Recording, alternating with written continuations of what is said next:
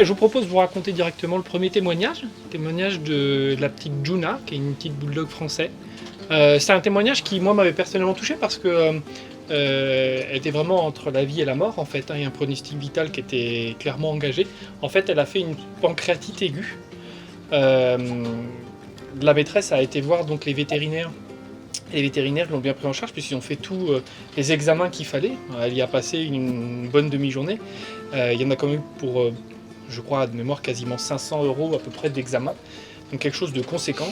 Et le vrai problème en fait dans cette histoire, c'est que tous les examens, les bilans étaient négatifs. En fait, le problème, c'est qu'ils n'ont rien trouvé.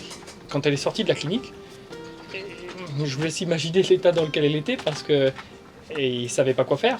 Forcément. Donc, comme beaucoup, et c'est naturel, hein, elle a été sur Internet, a essayé de chercher un peu des avis, tout ça.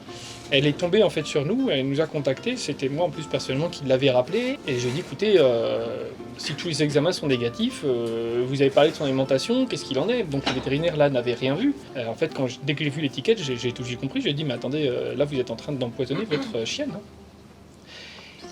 Et là, elle m'a dit, ah bon?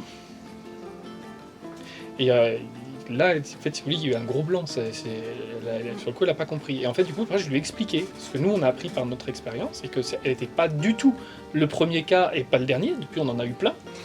Malheureusement. Et en fait, elle était en train d'empoisonner parce que sa chienne est particulièrement sensible à certains tubercules et légumineuses qui étaient dans ses croquettes. Et là, cette petite chienne-là, en 3 jours, en suivant les conseils alimentaires qu'on lui avait préconisés, et du coup pendant quelques jours, le temps de recevoir son nouvel aliment, on lui avait conseillé juste de la viande crue. Du coup là on est même sans transition parce que la chienne était déjà avec des selles liquides, pas liquides mais en diarrhée très molle, digérée très mal du fait de la pancréatite aiguë de toute façon.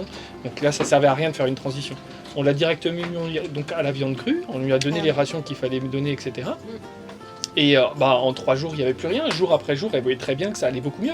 Et au bout d'une semaine, il n'y avait absolument plus rien du tout. Il n'y avait plus rien. C'est fou ça quand même. C'est fou.